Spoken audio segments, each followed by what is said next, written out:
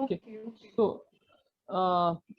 So hello everyone, good morning. जैसा कि आप सभी जानते हैं कि हम लोग मेंटल हेल्थ मंथ हम लोग सेलिब्रेट कर रहे हैं, और जो हमारा ये शो है पायस विजन मेंटल हेल्थ शो, जिसमें हम लोग डिफरेंट डिफरेंट टॉपिक्स पे डिफरेंट डिफरेंट डोमेन्स पे अलग अलग एक्सपर्ट्स के साथ में हम लोग चर्चा करते हैं कि कैसे हम अपने मेंटल हेल्थ को अच्छा कर सकते हैं, कैसे हम मेंटल हेल्थ के प्रति ये लोगों को जागरूक कर सकते हैं। जो ये हमारा एक छोटा सा इनिशिएटिव है कि जो मेंटल हेल्थ को लेकर के स्टिग्मा इतना ज़्यादा है, लोग अपनी प्रॉब्लम को शेयर नहीं करते हैं, लोग अपने बातों को अपने तक रखते हैं, और वो मानसिक स्वास्थ्य को उतनी इंपॉर्टेंस नहीं देते जितनी कि शारीरिक स्वास्थ्य को दी जाती है। तो आज उसी विषय पे चर्चा करने के लिए आज हमारे साथ में है डॉक्टर नम्रता वशिष्ठ जी, जो कि एक आयुर्वेदाचार्य हैं and MD of Ayurveda bliss Kanpur. Ma'am बहुत ही रिनोन्ड आयुर्वेदाचार्य हैं, जो कि कानपुर में प्रैक्टिस कर रही हैं, काफ़ी समय से प्रैक्टिस कर रही हैं।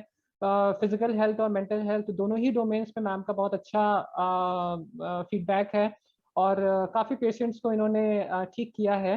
तो आज हम मैम से जानना चाहते हैं कि जो आयुर्वेद है, आयुर्वेद में क्या मानसिक स्वास्थ्य को कितनी प्राथमिकता दी जाती है, और क्या है मानसिक स्वास्थ्य आयुर्वेद के संदर्भ में? Thank you Ashish ji. आवाज आ रही है अभी मेरी? Yes ma'am. अच्छा। सबसे पहले सभी पार्टिसिपेंट्स को हेलो, नमस्ते सभी को, और thank you to Pius vision जो कि मुझे इस प्रोग्राम में बोलने का मौका दिया।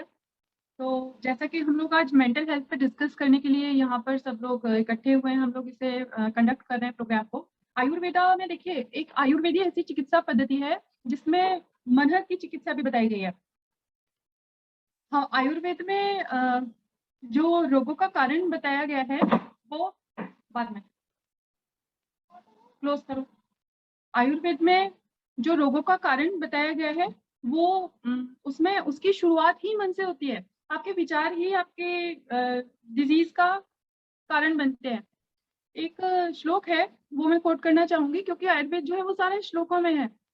धीत धृति स्मृति विभ्रष्टः कर्म यत् कुरुते अशुभम प्रज्ञापराधम तम विद्यात् सर्वदोष प्रकोपणम। अर्थात धी यानी बुद्धि, धृति यानी धैर्य, स्मृति यानी मेमोरी, इन तीनों चीजों के जब विभ्रष्ट होने से जो मनुष्य कर्म करता है, उस कर्म के कारण जो जो जो चीज उत्पन्न होती है उसको हम प्रज्ञापराध कहते हैं। इन सबका जो कंक्लूसिव बाई प्रोडक्ट होता है दैट इज प्रज्ञापराध। और ये जो प्रज्ञापराध होता है यही समस्त जो रोग हैं उसका कारण बताया गया है। ये आयुर्वेद के चरक संहिता का रेफरेंस है जो मैंने अभी आपके सामने कहा। तो डेफिनेटली जो मेंटल हेल्थ होता है दैट इज वेरी इंपॉर्टेंट। मानसिक स्वास्थ्य को मेंटेन करना और उसको सही बनाए रखना बहुत इंपॉर्टेंट होता है, और आयुर्वेद में इसकी बहुत अच्छे से इंपॉर्टेंस डिस्क्राइब किया गया है। आगे भी हम कुछ पहलुओं को और डिस्कस करेंगे। ओके मैम, जैसा कि आपने डिफाइन किया कि मेंटल हेल्थ में और आयुर्वेद में जैसे चरक संहिता में इसको बहुत अच्छे से डिफाइन किया गया है। तो इसमें हमारे एक यूजर ने एक क्वेश्चन पूछा था कि जैसे हम लोग जनरली अगर हमें कोई मेंटल डिसऑर्डर हुआ, डिप्रेशन हुआ, एंजाइटी हुई, तो इसमें हम जनरली साइकेट्रिस्ट के पास में जाते हैं, और पहला हमारा मोड ऑफ एक्शन या मोड ऑफ ट्रीटमेंट हमारा वही होता है, क्योंकि लोग नहीं जानते कि आयुर्वेद में भी इसका ट्रीटमेंट संभव है, और हम आयुर्वेद में भी इसको अच्छे से ट्रीट और डायग्नोस कर सकते हैं। तो मानसिक बीमारियों में आयुर्वेद कितना कारगर है, कितना लाभप्रद है ये? देखिए, मानसिक बीमारियों में आयुर्वेद बहुत बहुत कारगर है। बस जरूरत इस चीज की है कि हम इस चीज को समझें और रियलाइज करें। कैसे कारगर है बताती हूँ। हमारा जो जितने भी हमारे आयुर्वेद में दोष माने गए हैं, जितनी भी व्याधि होती है वो दोषों के कारण होती है। तो 3 शारीरिक दोष हैं, वात पित्त कफ, और 3 मानसिक दोष हैं, सत्व रज और तम। सत्व रज और तम का बैलेंस्ड स्टेट रहता है तब हम स्वस्थ होते हैं, और जैसे ही वो इम्बैलेंस स्टेट में आते हैं तो हम बीमार होते हैं। तम दोष अगर बढ़ा रहता है तो हम डिप्रेशन में आ जाते हैं। रज दोष अगर बढ़ा रहता है तो हम एंग्जाइटी में आ जाते हैं। सत्व दोष अगर बढ़ा रहता है तो हम ये बैलेंस स्टेट में रहते हैं। सत्व दोष का बढ़ना अच्छा माना गया है। सत्व को पथ प्रदर्शक बोला गया है, बताया गया है। तो तीनों दोषों का बैलेंस स्टेट में रहना हमारे लिए बहुत इंपॉर्टेंट है। और जैसा कि हम जानते हैं आयुर्वेद और योग का गहरा संबंध होता है आपस में। आयुर्वेद और योग दोनों एक दूसरे के पूरक होते हैं। तो परिग्रह एक वर्ड होता है, परिग्रह यानी संचय की प्रवृत्ति। चारों तरफ से जो भी कुछ है उसको मैं अपने अंदर समाहित कर लूं या रख लूं। बेसिकली यही सारे रोगों का और यही सारे दुखों का कारण होता है। एक बार हम अगर इसको रिलीज कर दें परिग्रह वाली टेंडेंसी को, तो हम पाएंगे कि हम बहुत हेल्दी हो गए हैं और हम बहुत स्वस्थ हो गए हैं। तो आयुर्वेद कई पॉइंट्स पर वर्क करता है। हम लोग योगा भी अपने साथ इंक्लूड करते हैं। इसके साथ ही हमारे में कुछ मानसिक स्वास्थ्य को सही रखने वाली जड़ी बूटियां होती हैं, जैसे कि अश्वगंधा, जैसे कि जटामांसी, जैसे कि ब्राह्मी, जैसे कि शंख पुष्पी, और कई सारी मेडिसिन होती हैं, कई सारी जड़ी बूटियां होती हैं, औषधियां होती हैं, जिनको हम यूज करते हैं पेशेंट के मानसिक स्वास्थ्य को सही रखने के लिए। हमारे यहाँ एक पद्धति होती है जिसको पंचकर्म पद्धति बोलते हैं। पंचकर्म पद्धति में कई सारी थेरेपीज होती हैं, जैसे कि नस्यम, जैसे कि शिरोधारा। तो ये कुछ प्रोसीजर्स होते हैं जिनको हम पेशेंट के मानसिक स्वास्थ्य को सही रखने के लिए प्रयोग करते हैं। इसके साथ ही प्राणायाम का मानसिक स्वास्थ्य को सही रखने में बहुत बड़ा रोल है। प्राणायाम अर्थात प्राणस्य आयामः इति प्राणायाम। प्राण यानी श्वास, आपका श्वास अंदर किस लय से जा रहा है और किस लय से आ रहा है, यही प्राणायाम है। आयाम means kind of periphery, circumference. तो प्राणों का जो आयाम है वही प्राणायाम है, और हमारा जो जीवन चक्र है वो इसी के बीच में घूमता है। जैसे अगर हम अपनी श्वास को नियमित कर पाएंगे, तो आयुर्वेद ऐसा मानता है कि अगर हम अपनी श्वास को नियमित कर पाएंगे तो हम अपने मन को भी नियमित कर सकते हैं, रेगुलर कर सकते हैं। तो इसमें बहुत ज्यादा दवाइयों का रोल इतना नहीं होता है जितना कि हमारे थॉट्स का और हमारे सोच का और हमारी श्वास का होता है। तो जो मैं इस पे एम्फेसिस डालूंगी कि हमें अपने श्वास का नियमन अगर हम करेंगे तो हम बेटर वे में अपने मानसिक विकारों को कंट्रोल कर पाएंगे। ओके मैम, जैसे कि आपने बताया कि आयुर्वेद में बहुत सारे ट्रीटमेंट इसके अवेलेबल हैं, बहुत सारे थेरेपीज हैं जिसके थ्रू हम साइकोलॉजिकल डिसऑर्डर्स को, मेंटल डिसऑर्डर्स को काफ़ी हद तक हम क्योर कर सकते हैं। तो इसमें एक मिथ भी रहता है मैम कि लोगों का मानना होता है कि आयुर्वेदिक दवाइयाँ बहुत गर्म होती हैं और सबको सूट नहीं करती हैं, और हम आयुर्वेदिक दवाइयाँ लेते हैं तो हमारे अंदर और बहुत सारी उलझन बेचैनी बढ़ जाती है। तो ये कितना हद तक ठीक है? क्या वाकई में आयुर्वेदिक दवाइयाँ गर्म होती हैं? हाँ, आयुर्वेदिक दवाइयाँ गर्म होती हैं और आयुर्वेदिक दवाइयाँ ठंडी भी होती हैं। आयुर्वेद में दो तरह की दवाइयाँ होती हैं, उष्णवीर्य और शीतवीर्य। तो जो उष्णवीर्य औषधियाँ होती हैं, दोष होते हैं। मैं आपको समझाती हूँ कि गर्म और ठंडे का क्या इंपॉर्टेंस है। हमारे शरीर में 3 दोष होते हैं, वात, पित्त और कफ। इनकी प्रकृति होती है, जैसे पित्त दोष है तो पित्त दोष उष्ण है। अगर आपका पित्त एग्रेवेट है तो उसको शांत करने के लिए हमको ठंडे प्रकृति की दवाई देनी पड़ेगी, जो कि शीतवीर्य होती है। जैसे कि मोती की जो पिष्टी होती है, मुक्ता पिष्टी, जैसे कि मुक्ता कामधुधा रस, जैसे कि मधुयष्टि यानी मुलेठी, जैसे कि शतावरी। तो ये कुछ दवाइयां जो मैंने नाम बोले, ये ठंडी प्रकृति की दवाइयां हैं। ऐसे ही जो हमारे शरीर में वात दोष होता है, वात दोष भी शीत प्रकृति के कारण इंक्रीज होता है। तो वात दोष को डिक्रीज करने के लिए भी हमको उष्ण प्रकृति की दवाई पेशेंट को देनी पड़ती है। उष्ण प्रकृति की दवाई में भी बहुत उष्ण दवाइयां होती हैं, कुछ थोड़ी उष्ण होती हैं, कुछ कम उष्ण होती है, जैसे कि समीर पन्नग रस, जैसे कि महावात विध्वंसक रस, जैसे कि बृहद्वात चिंतामणि रस। तो ऐसे बहुत सारी बड़ी रेंज है और वैरायटी है मेडिसिन की, जो हम पेशेंट को प्रेस्क्राइब करते हैं according to the status of doshas. उसके लिए हम पेशेंट की नाड़ी भी देखते हैं। नाड़ी से हमें ज्ञान होता है कि उसके दोषों की स्थिति क्या है उसके शरीर में। पेशेंट की दशविध परीक्षा बताई गई है। जैसे हमारे जो डायग्नोस्टिक टूल्स होते हैं उसका भी मेंशन्ड है आयुर्वेदिक चरक संहिता में और सुश्रुत संहिता में। उसमें दर्शन, स्पर्शन, प्रश्न, द्रग, आकृति, जिह्वा, रस, ऐसे करके कुछ विविध विषय बताए गए हैं, जिनको देख के हम रोगी का परीक्षण करते हैं और हम दोषों को ज्ञात करते हैं कि कौन सा दोष वृद्ध अवस्था में है, कौन सा दोष मध्यम अवस्था में है और कौन सा दोष क्षीण अवस्था में है। तो उसके अकॉर्डिंग दवाइयां प्रिस्क्राइब की जाती हैं। तो ये बिल्कुल मिथ है कि आयुर्वेदिक दवाइयां केवल गर्म होती है। आयुर्वेदिक दवाइयां केवल गर्म नहीं होती। आयुर्वेदिक दवाइयां गर्म में, ठंडी में और बीच वाले में, तीनों रेंज में प्रेजेंट होती हैं, जो हम प्रेस्क्राइब करते हैं। तो मैम जैसे आपने बताया कि हमें आयुर्वेद में गर्म और ठंडी का एक अपना एक इंटेंसिटी होती है और उसके अकॉर्डिंग हम बैलेंस करके चीज़ों को चलते हैं। तो जैसे दो बहुत कॉमन समस्याएं हैं मानसिक रोगों से संबंधित, जिसमें सबसे ज़्यादा हमें देखने को मिलता है डिप्रेशन और दूसरा मिलता है एंजाइटी। तो डिप्रेशन और एंजाइटी में कितना हद तक कारगर है अगर कोई पर्सन साइकेट्रिक मेडिसिन या एलोपैथिक मेडिसिन में नहीं जाना चाहता है, वो चाहता है कि हम ऑल्टरनेटिव मेडिसिन और थेरेपीज के थ्रू अपने आप को हम क्योर करें, तो उसमें कितना एफिकेसी है, कितना अच्छा रिजल्ट हमें आयुर्वेद में देखने को मिलता है? देखिए, डेफिनेटली आयुर्वेद डिप्रेशन और एंजाइटी दोनों बीमारियों में बहुत कारगर है। डिप्रेशन बेसिकली जो हो रहा है वो उसमें कफ दोष जो है वो डोमिनेंट है। जब कफ दोष डोमिनेंट होगा तो इनके गुण बताए गए हैं अलग-अलग। वात, पित्त और कफ दोषों के अलग-अलग गुण बताए गए हैं। जैसे कफ दोष जो होता है वो मधुर है, कृत्स्न यानी चिकना है, स्थिर है। तो अगर इस व्यक्ति स्थिर होना चाह रहा है, व्यक्ति कुछ करना ही नहीं चाह रहा है, व्यक्ति बिल्कुल एकदम जड़ की तरह होना चाह रहा है, तो दैट मीन्स उसका कफ दोष डोमिनेंट है। उस टाइम उसके कफ दोष की जो संप्राप्ति है उसको ब्रेक करना होगा हमको। उसको ब्रेक करने वाले प्रोसीजर्स करने होंगे, उसको ब्रेक करने वाली मेडिसिन देनी होंगी, उसको ब्रेक करने वाले दिनचर्या के उपक्रम उसको बताने होंगे। हर लेवल पे हम उस पर एक्ट करते हैं और हम उस पर अटैक करेंगे तो डेफिनेटली डिप्रेशन जो है वो ब्रेक होता है।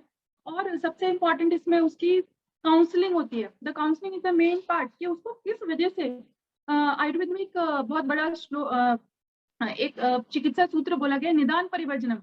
निदान यानी कारण। हमारे आयुर्वेद में जो कारण होता है हम उसका परित्याग करते हैं, फिर हम आगे की चिकित्सा शुरू करते हैं। अगर आप उस कारण का परित्याग नहीं करेंगे तो आपको बार बार बीमारी होती रहेगी, आप बार बार रोगी होते रहेंगे और आप कभी सही नहीं होंगे। तो निदान परिवर्जनम फर्स्ट स्टेप होता है किसी भी रोग को ठीक करने का। डिप्रेशन के पेशेंट्स में हमारे एंटी डिप्रेसेंट कुछ मेडिसिन होते हैं, जैसे सर्पगंधा, जैसे अश्वगंधा। इसके साथ ही हमारे कुछ प्राणायाम होते हैं, जैसे कि कपालभाति, जैसे कि अनुलोम विलोम। और इसके साथ ही आप अगर सूर्य नमस्कार भी डेली लगाते हैं और आप रेगुलर दिनचर्या फॉलो करते हैं, और जॉगिंग बहुत अच्छा एक एडवाइस में देती हूँ इन पेशेंट्स के लिए। बेसिकली हमें संप्राप्ति को ब्रेक करना है। जो भी चीज हमको डिप्रेशन में ला रही है हमको उसको ब्रेक करना है, and we have to divert our mind. जो माइंड है, जो जिस चीज की वजह से वो जड़ होता है, उस विषय से अपने मन को हटा के हमें उसको दूसरे विषय में लगाना है। तो this is the basic motto behind the treatment. रही एंग्जाइटी की बात, तो एंग्जाइटी में शिरोधारा का बहुत अच्छा रोल है। हमारे यहाँ शिरोधारा एक ट्रीटमेंट होता है जिसमें जो ल्यूकवार्म ऑयल होता है उसको हम लोग जो थर्ड आई रीजन होता है उस पर पोर करते हैं। करीब 45 मिनट तक ये प्रोसेस होता है। उसी ऑयल को बार बार ल्यूकवार्म करके सर्कुलेट किया जाता है, और मस्तिष्क पे पेशेंट के हमारे यहाँ कई मर्म स्थान होते हैं। उन मर्म का जो प्लेस होता है वो फोरहेड होता है, और पूरे शरीर में वो 108 मर्म बताए गए हैं आयुर्वेद में। तो बेसिकली वो जो मर्म होते हैं वो भी उससे प्रभावित होते हैं, और पेशेंट का डिप्रेशन और एंग्जाइटी उससे दूर होता है। ओके। सो मैम जैसे अगर किसी का बहुत लंबे समय से एलोपैथी में इलाज चल रहा है, क्योंकि हम लोग देखते हैं कि एलोपैथी में बहुत लंबे समय तक इसमें दवाइयाँ लेनी पड़ती हैं, तो क्या उसमें एलोपैथी के साथ साथ आयुर्वेदिक दवाइयाँ दी जा सकती हैं और उसमें कोई ऐसा कॉन्ट्रडिक्शन देखने को तो नहीं मिलता? या अगर कोई पर्सन लंबे समय से एलोपैथी दवाइयाँ लेने के बाद उसको छोड़ करके आयुर्वेद में आना चाहता है, तो क्या इसमें प्रॉब्लम के रिलैप्स होने के चांसेस तो नहीं रहते, या उसमें कितना परसेंट एफिकेसी रहती है? देखिए, पहले तो आपको डिसाइड करना होगा कि आपको कौन से चिकित्सा पद्धति से इलाज कराना है। एलोपैथी भी अपने आप में किसी बीमारी को ठीक करने में सक्षम है, और आयुर्वेद भी अपने आप में किसी बीमारी को ठीक करने में सक्षम है। तो फिर मिक्सिंग करने जैसा इसमें कोई जरूरत नहीं लगता है। अगर आपको इंस्टेंट रिलीफ लगता है कि हमें चाहिए, हम वेट नहीं कर सकते, तो what I advice is you take the allopathy treatment first for first few days. और जब आपको परमानेंट रिलीफ का मन हो जाए, जब आपको लगे कि नहीं अब मेरे को पूरी तरह ठीक होना है ताकि मेरी बीमारी बार बार रिलैप्स नहीं हो, तो आपको आयुर्वेदिक ट्रीटमेंट के लिए आना चाहिए। लेकिन चिकित्सा पद्धतियों को मिक्स करना एक अच्छी चीज नहीं मैं मानती। आयुर्वेद अपने आप में सक्षम है कि वो किसी भी बीमारी को ठीक कर सकता है, और केवल आप आयुर्वेद ट्रीटमेंट ही स्टार्ट करेंगे तो भी सही हो जाएंगे। कई सारे पेशेंट्स हैं जो हमने सही हुए हैं अपने क्लिनिक में, और वो बहुत खुश हैं, उनकी बहुत बेहतर जिंदगी हो गई है पहले से, और यकीनन आयुर्वेद सही कर सकता है। ओके, तो मैम इसमें क्या एज क्राइटेरिया भी रहता है कि बच्चों के लिए कारगर ज़्यादा नहीं है या बच्चों के लिए कारगर है, या बड़ों में ज़्यादा इसका अच्छे रिजल्ट देखने को मिलते हैं, या सभी एज ग्रुप में हम इस आयुर्वेदा की मेडिसिन को स्पेशली मेंटल हेल्थ के केस में हम प्रिस्क्राइब कर सकते हैं?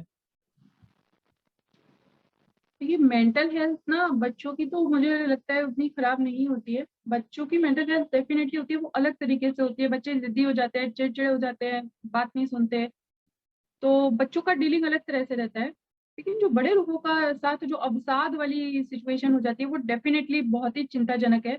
उसको ब्रेक करना और उसको मैंने, क्योंकि कई सारे पेशेंट्स आते हैं मेरे क्लिनिक पे, देखे हुए हैं पेशेंट्स, तो वो एक क्या कहना चाहिए, पूर्वाग्रह होता है कि उनको हम सही नहीं होंगे या फिर हम ऐसे ही सही होंगे। हेलो, आवाज आ रही है Ashish ji? Yes yes ma'am, आ रही है। 1 मिनट, ये ब्रेक हो गया बीच में, स्क्रीन चली गई है मेरी। हाँ, इस आपका वीडियो विजिबल नहीं है। हाँ, तो मैं वापस कनेक्ट करती हूँ। Sure sure. हाँ, अभी अभी हाँ हाँ अभी। हाँ जी, अभी बोलिए। तो बच्चों के लिए भी आयुर्वेद कारगर है।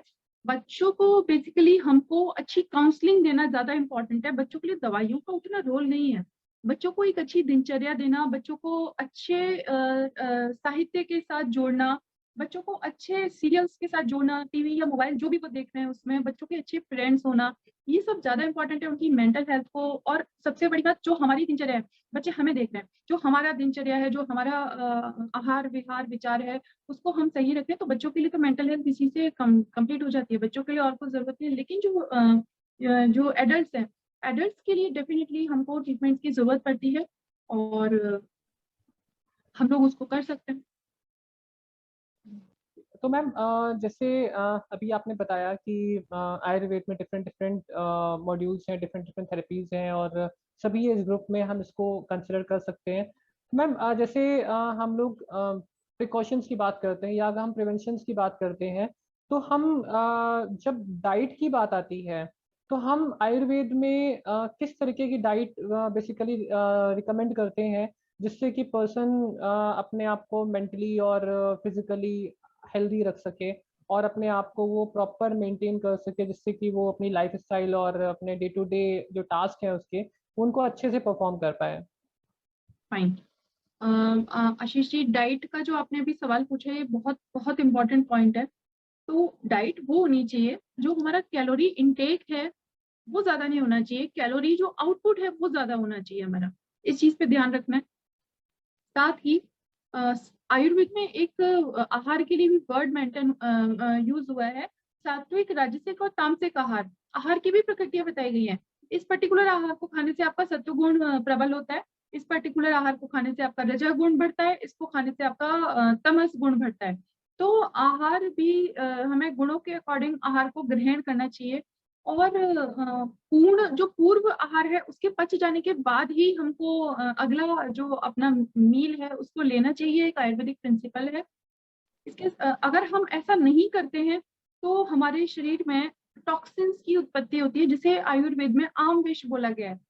और ये जो आम विष होता है यही सर्व दोषों का कारण माना गया है और समस्त बीमारियों का कारण माना गया है। तो डाइट जो होना चाहिए, इसके लिए हम लोग बेसिकली अलग अलग डाइट चार्ट फ्रेम करते हैं, वो पेशेंट की प्रकृति को देख के, उसके शरीर में दोषों का स्टेटस देख के, और उसको कौन सी बीमारियां हैं जो अब शरीर में आ चुकी हैं ये देख के हम लोग उसको फ्रेम करते हैं। जैसे डायबिटीज पेशेंट्स हैं, तो डायबिटीज पेशेंट्स को बहुत बड़ा डाउट रहता है कि हम शुगर क्या थोड़ा सा ले सकते हैं। हाँ, थोड़ा सा शुगर जरूर ले सकते हैं, लेकिन नॉर्मल शुगर ना लेके, वो डायबिटिक पेशेंट्स कई सारे गुड़ का सेवन भी करते हैं जो कि बहुत हार्मफुल है। इसमें डायबिटीज में जो मेन जैसे कारण बताया गया डायबिटीज का, वो आस्या सुखम, आस्या यानी मुख, मुख का जो सुख होता है वही डायबिटीज का कारण होता है। आस्या सुखम स्वप्न सुखम, मतलब मुख का सुख, नींद लेने का सुख। अगर ज्यादा सोएंगे, ज्यादा आराम करेंगे, स्लगिश लाइफस्टाइल फॉलो करेंगे तो आपको डायबिटीज होगा। तो कई सारे ऐसे रीजन हैं जो बताए गए हैं, जो आहार जिनमें रीजन होता है बेसिकली बीमारी का। तो हमको आहार को दोषों के अकॉर्डिंग और डाइट चार्ट हम लोग फ्रेम करते हैं उसके अकॉर्डिंग, और आहार के गुणों के अकॉर्डिंग सेवन करना इंपॉर्टेंट है।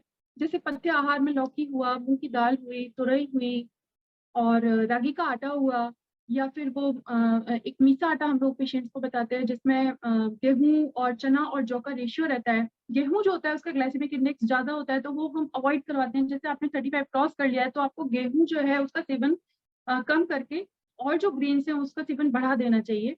ऐसे ही सब्जियां भी होती हैं, सब्जियों में हम लोग ये अरबी है इसको अवॉइड कराते हैं पेशेंट को। जैसे दाल में अरहर की दाल है, वो वातवर्धक होती है, जो वातवर्धक है वो पेन को इंक्रीज करेगी। तो जो जिनको गठिया है पेशेंट्स को, जिनको दर्द की प्रॉब्लम है, उनको ये अवॉइड करना चाहिए। जैसे मैंने देखा कानपुर में तो बहुत फैशन है, अरहर की दाल जनरली सब लोग ही खाते हैं, बहुत फ्रिक्वेंटली बनती है सारी फैमिलीज में, लेकिन दर्द वाले पेशेंट के लिए वो नुकसान है। आप मूंग की दाल पकड़ें, अरहर की दाल को कम करके मूंग की दाल पकड़ेंगे तो आपके लिए अच्छा होता है। साथ ही ब्राउन राइस है, that is a good option. जो व्हाइट राइस होता है उसको अवॉइड करके हमको ब्राउन राइस पे आना चाहिए। और डायबिटीज वाले पेशेंट्स को गुड़ नहीं खाना चाहिए। वो मुझे आके बताते हैं कि हम गुड़ की चाय पी लेते हैं, उन्हें लगता है कि चीनी नहीं खाएंगे, गुड़ खाएंगे तो डायबिटीज कम होगी। ऐसा नहीं होता है। Gur and cheeni are one and the same thing. आप क्या करिए, स्टीविया शुगर आप ले सकते हैं। स्टीविया लीव्स होती है जो नेचुरल स्वीटनर होता है, तो उससे जो शुगर बनाया जाता है that is very good for diabetic patients. Even वो छोटा वाला जो शुगर आता है, क्या बोलते हैं उसको, I am not getting the name, तो वो भी इतना सही नहीं है, दैट इज कार्सिनोजेनिक। ऐसी फाइंडिंग आई है कि वो कार्सिनोजेनिक होता है। तो डाइट का एक अहम रोल है। और खाने को पचाने की व्यवस्था ज्यादा करें बजाय कि खाने की व्यवस्था के। खाना पचाना मुश्किल होता है, खाना खाना बहुत आसान होता है। तो मैम जैसे हम लोगों ने अभी डाइट की बात करी, खाने की बात करी, तो हम लोग ये भी मानते हैं कि हमारा जो मन है और जो पेट है वो इंटरकनेक्टेड होता है। हम जैसा हाँ खाते हैं वैसे ही हमारा मन बन जाता है। तो इसमें जैसे ये भी देखा गया है कि बहुत सारे लोगों को साइकोसोमेटिक प्रॉब्लम्स हो जाती हैं, कुछ लोगों को सोमेटोसाइकिक प्रॉब्लम्स हो जाती हैं। तो उस कंडीशन में क्या लोगों को ध्यान में रखना चाहिए जिससे कि वो इन प्रॉब्लम्स में ना फंसे? हम्म इसमें सबसे पहले अपने विचारों को कंट्रोल रखना चाहिए। जो मैंने पेशेंट्स देखे हैं, कई सारे आईबीएस के पेशेंट्स होते हैं, इरिटेबल बाउल सिंड्रोम। तो बेसिकली उसमें विचारों का रोल रहता है। आपका पेट जरूर गड़बड़ हुआ है, लेकिन आपके कहीं ना कहीं मस्तिष्क में कोई टेंशन था जो लंबे टाइम से चल रहा था, या जो आपको परेशान कर रहा था, या फिर कोई सोच थी जो आपको डिप्रेशन में ला रही थी या परेशान कर रही थी, उसके कारण आपको आईबीएस हुआ है। अभी मॉडर्न में उसको आईबीएस नाम दे दिया गया है। इसको आयुर्वेद में हम लोग गृहिणी विकार बोलते हैं। गृहिणी होता है ड्यूडेनम, जो आपके पेट और आंतों के बीच का जो जंक्शन होता है, रास्ता होता है, उसको हम लोग ड्यूडेनम यानी गृहिणी बोलते हैं। तो गृहिणी गृहिणी के लक्षण क्या बताए आयुर्वेद में? मुहूर द्रवम मुहूर बद्धम, यानी आपको जो स्टूल पास होता है वो कभी तो लिक्विड फॉर्म में होगा, या फिर कभी वो सॉलिड फॉर्म में होगा, या कभी केवल गैस ही पास होगा, आपको कोई स्टूल उसमें आएगा ही नहीं। एंड कुछ भी खाते हैं आपको again and again you will feeling like going to for evacuation. तो ये कुछ लक्षण होते हैं। वीकनेस फील होती रहती है सारा time. You always feel nervous, बहुत ही कहना चाहिए कि एंजाइटी फील होती है। तो ये कुछ लक्षण हैं जो कि साइकोसोमेटिक डिसऑर्डर्स जो आपने बताया, जो पेट की बीमारी जो मन से होती हैं उसके कारण होते हैं। तो यहाँ सबसे इम्पोर्टेंट होता है कि हम अपने मन को, अपने विचारों को कंट्रोल करें। अपने मन को कंट्रोल करना सिर्फ और सिर्फ हमारे हाथ में होता है और किसी के हाथ में नहीं होता है। एक जैसे भगवत गीता में भी बोला गया है कि मन जो होता है वो लगाम है, और मन के जो घोड़े हैं, मन मन जो है हमारा, शरीर जो है वो सारथी है, और इसकी लगाम जो है हमारा मन है। तो बेसिकली मन पे लगाम लगाना हमारे ऊपर है। इस पे लगाम हम ही लगा पाएंगे और कोई नहीं लगा पाएगा। और हमारी सारी बीमारियों का इलाज डॉक्टर के पास नहीं है, हमारे खुद के पास है। देखिए हम लोग डॉक्टर हैं, मैं वैद्य हूँ, तो हम लोग सिर्फ आपको गाइड कर सकते हैं। हम लोग सिर्फ आपको एक रास्ता दिखा सकते हैं कि ऐसे। अल्टीमेटली सही आपको खुद को होना है, चीजें आपको खुद को फॉलो करनी है। बस आपको नॉलेज लेना है और अपने स्वास्थ्य को अच्छा बनाने के लिए आगे बढ़ते जाना है। बिल्कुल मैम, बहुत अच्छे टिप्स आपने दिए हैं। और जो भी क्वेश्चंस हमारे यूजर्स के आए थे, हमारे व्यूवर्स ने जो कोई भी क्वेश्चंस रेज किए, उनका सबका आपने बहुत अच्छे से आंसर दिया। एंड आई होप बहुत सारे लोगों का जो डाउट है related to mode of treatment and कौन सी चिकित्सा पद्धति उनको अवेल करनी चाहिए, इसमें उनके बहुत सारे मिथ्स एंड फैक्ट्स उनको क्लियर हुए होंगे। और मैम लास्ट में हम लोग आपसे जानना चाहेंगे कुछ ऐसे सम अप टिप्स जो लोग फॉलो कर सकें, जिससे कि वो अपनी डेली लाइफ में इम्प्लीमेंट करें और इम्प्लीमेंट करने के बाद में उनको मेंटली और फिजिकली वो अपने आप को हेल्दी रख सके। तो कुछ ऐसे शॉर्ट टिप्स जो आप बताना चाहो हमारे यूजर्स को। अच्छा, शॉर्ट टिप्स।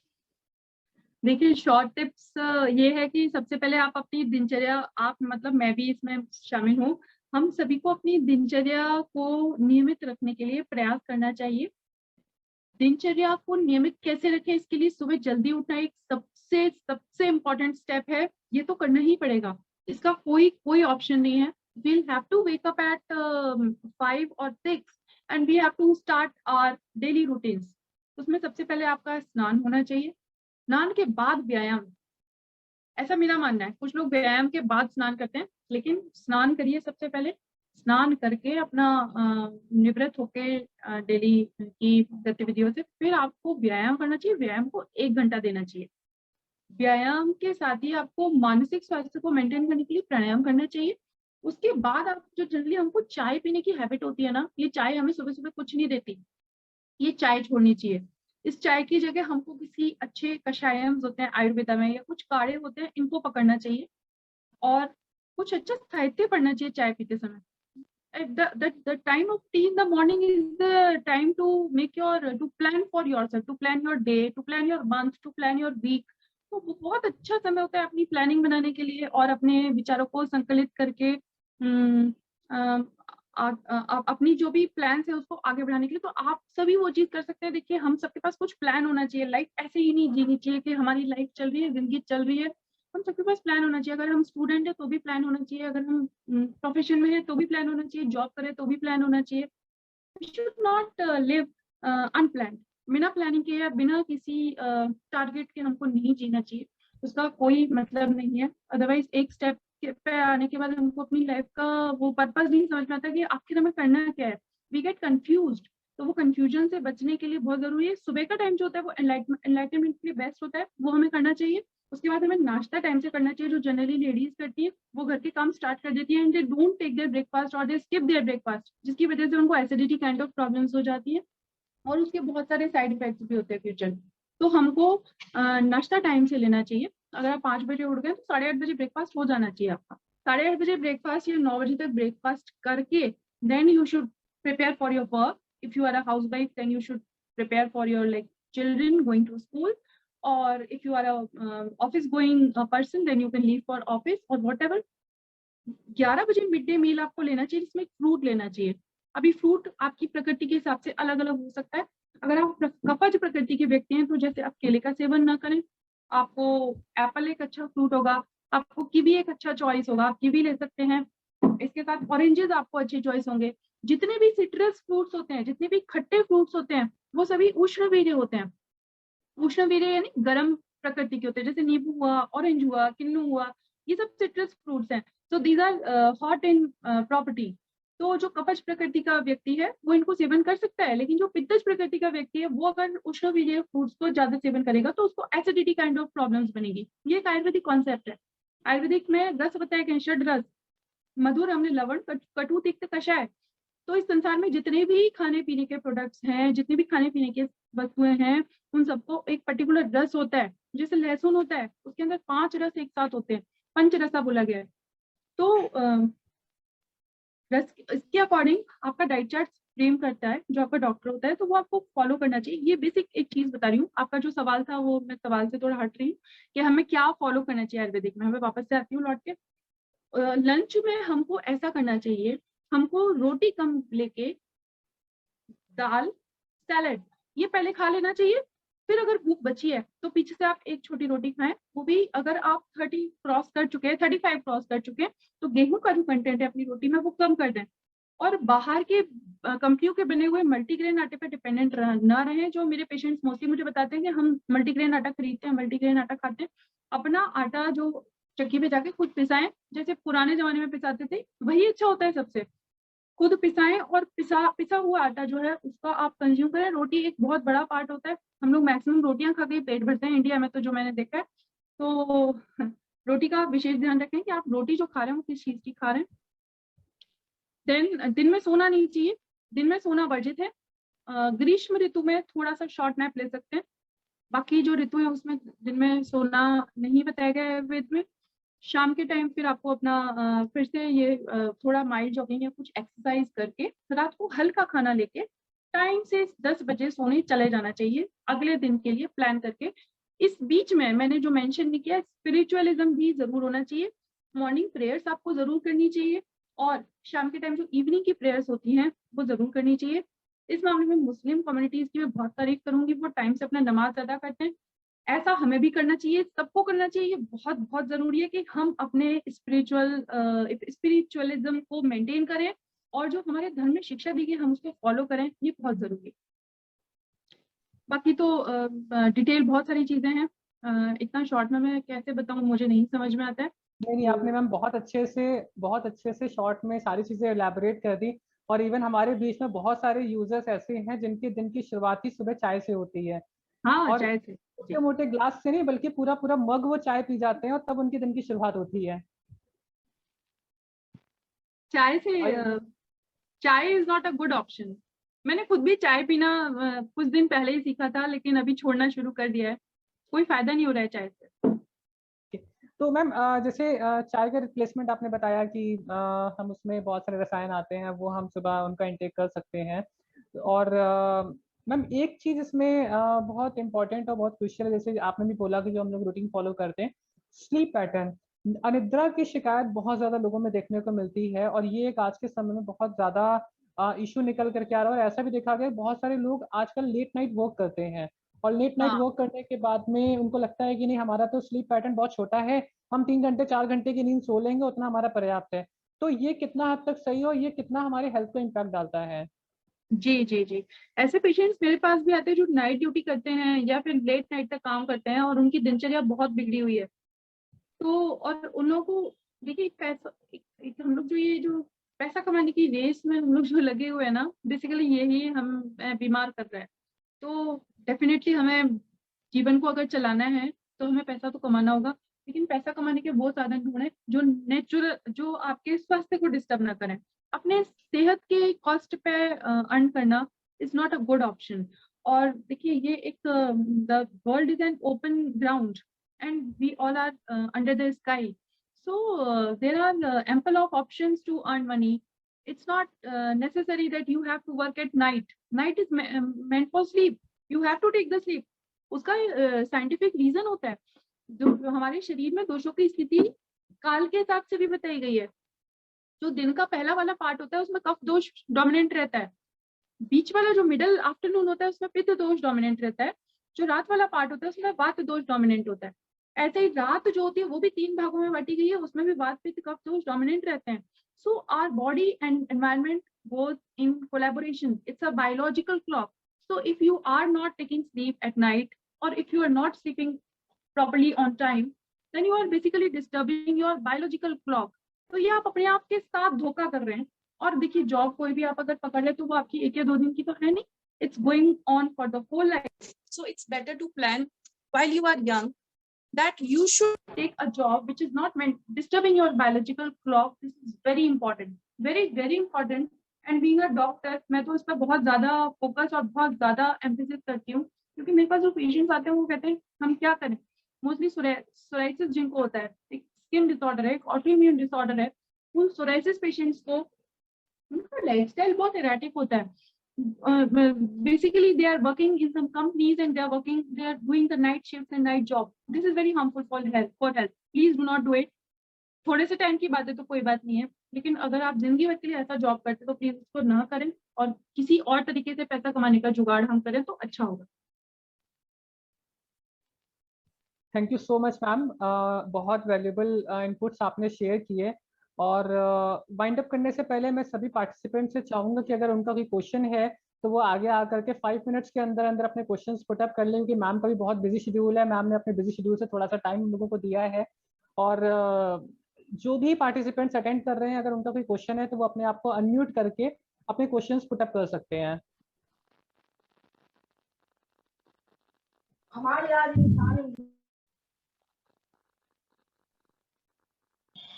मैम, मेरा एक सवाल है कि स्ट्रेस का मैनेजमेंट हम पंचकर्मा में किस तरीके से कर सकते हैं? स्टार्ट करिए जी।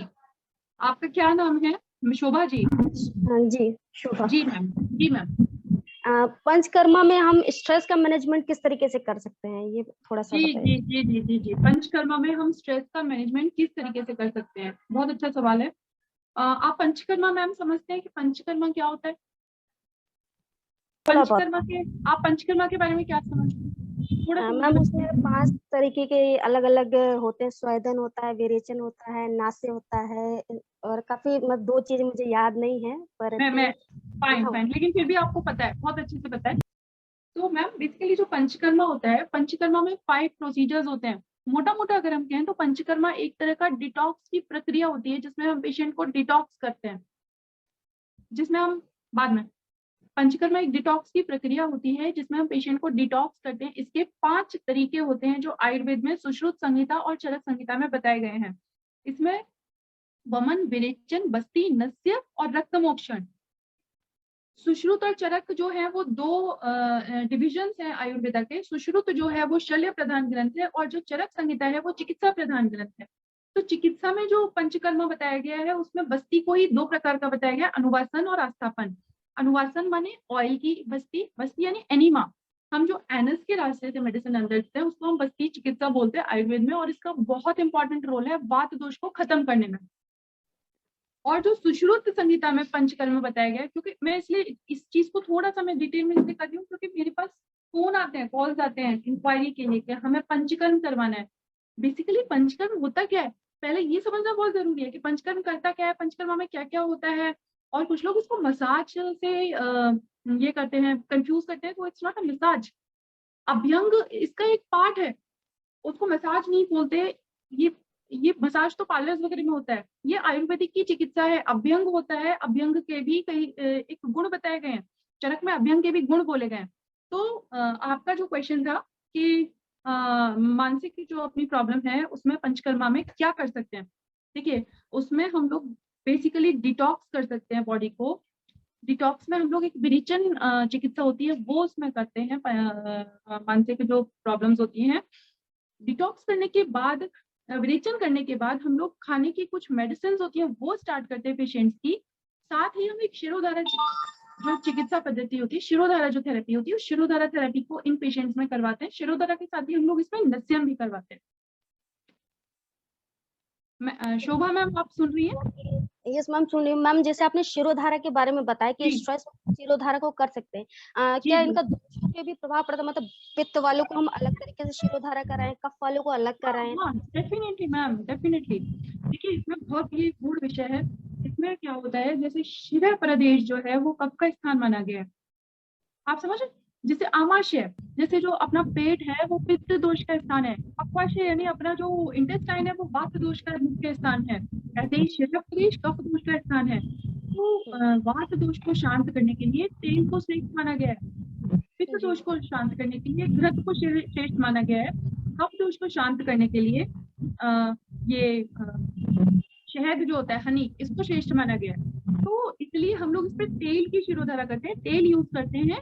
और डेफिनेटली जो शीत और सौम्य प्रकृति वाले तेल होते हैं जैसे बला अश्वगंधा, जैसे शीर बला तेल और नॉर्मल तिल तेल भी हम इसमें यूज करते हैं।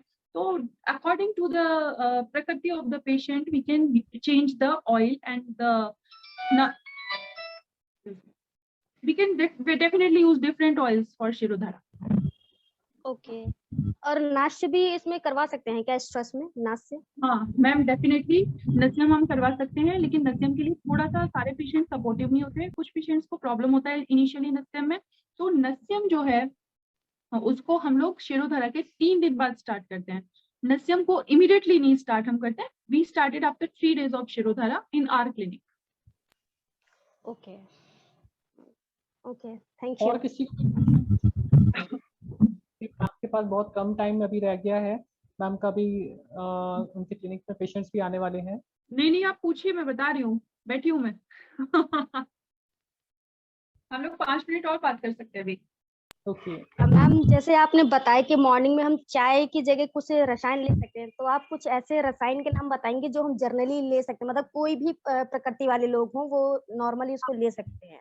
देखिए रसायन कषायम मैंने बोला था, कषायम्स होते हैं। कषायम्स आर बेसिकली प्लांट जूसेस। जितनी भी दवाइयाँ या जितनी भी आयुर्वेदिक मेडिसिन होती हैं उसको 6 तरीके से हम पेशेंट को दे सकते हैं। स्वरस, कल्प, श्रत, शीत, पांट। स्वरस यानी प्लांट जूस, फ्रेश जूस। कल्प यानी उसका पेस्ट बना के जैसे हम चटनी बनाते हैं। श्रत यानी कि उबाल के काढ़ा बना के और उसको फांट या शत यानी उसका काढ़ा बना के हम उसको ठंडा करते हैं, ओवरनाइट ठंडा करके फिर उसको देते हैं। शीत भी, जैसे हमने सौंफ भिगो दिया रात को और वो पानी सुबह उठ के पी लिया, ये शीत तरह की कल्पना होगी। ऐसी कई सारी कल्पनाएं होती हैं। और फांट होता है, उसको हम बॉइल करके और पेशेंट को देते हैं। तो ये कई तरीके होते हैं जो हम मेडिसिन को दे सकते हैं। तो इसमें कषायम होते हैं जो हम पेशेंट्स को देते हैं। इसमें कई तरह के कषायम्स होते हैं डायबिटीज पेशेंट्स के लिए, जैसे कि निशा कतकादि कषायम होता है। जैसे कि जो मानसिक रोगी होते हैं उनके लिए धनन धनन आदि कषायम होता है। ये बेसिकली साउथ इंडियन पैटर्न होता है मेडिसिन का जो हम लोग फॉलो करते हैं। यहाँ पे साउथ इंडिया में एक सहस्त्रयोग ग्रंथ है जिसमें इन सब कषायम्स का मेंशन है। और ये कषायम्स डेफिनेटली हमें स्वस्थ रखने में बहुत मदद करते हैं। तो मॉर्निंग में हमें कषायम से स्टार्ट करनी चाहिए इंस्टेड ऑफ टी। जैसे कि आपने बताया कि डायबिटीज वालों के लिए अलग है, हर मतलब पेशेंट के बारे में। अगर देखिए नॉर्मल पीपल है, उससे कोई डिजीज नहीं है, अगर वो डेली रूटीन में अपने कोई भी एक तरीके का मतलब लिक्विड फॉर्म ऐड करना चाहता है तो वो कौन सा ऐड कर सकता है? बताती हूँ। जो नॉर्मल रूटीन में आप ले सकते हैं, अगर आप स्वस्थ हैं, आपको कोई प्रॉब्लम नहीं है, तो आप अमृतोत्तरम कषायम ले सकते हैं, आप पाचनामृतम कषायम ले सकते हैं, आप ये मंजिष्ठादि कषायम भी एक बहुत बेटर ऑप्शन है। तो कई सारे चॉइसेस रहते हैं। आपके जब आप डॉक्टर को दिखाते हैं तो वो आपके लिए डिसाइड करता है कि आपको कौन सा कषायम सुटेबल है या आप कौन सा कषायम ले सकते हैं। देखिए, ये मार्केट में नहीं मिलता है, ये मार्केट में जनरली शॉप्स पे अवेलेबल नहीं होता है।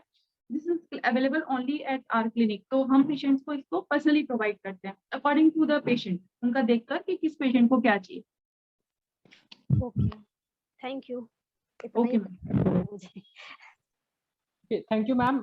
हम लोगों ने ऑलमोस्ट सारे क्वेश्चंस कवर कर लिए हैं और लगभग सभी तरीके के क्वेश्चंस को आपने बहुत अच्छे से आंसर दिया। And thank you so much from the team of Payas Vision कि आपने अपना वैल्यूएबल टाइम हम लोगों को दिया और हमारे इतने शॉर्ट इनविटेशन पे आप आए और आपने इतने वैल्यूएबल इनपुट्स हम लोगों को दिए। एंड आई होप काफ़ी सारे यूजर्स को उनके क्वेश्चंस के आंसर्स मिल गए होंगे और वो जब बाद में भी इसको देखेंगे तो उसमें जो भी उनकी क्वेरीज होंगी तो वो डायरेक्टली आपसे कनेक्ट होकर के आपके अपनी प्रॉब्लम्स को सॉर्ट आउट करवा सकते हैं। तो once again thank you ma'am, thank you so much for giving your thank you valuable Ashish time. जी, थैंक यू। आप प्लेजर मैम।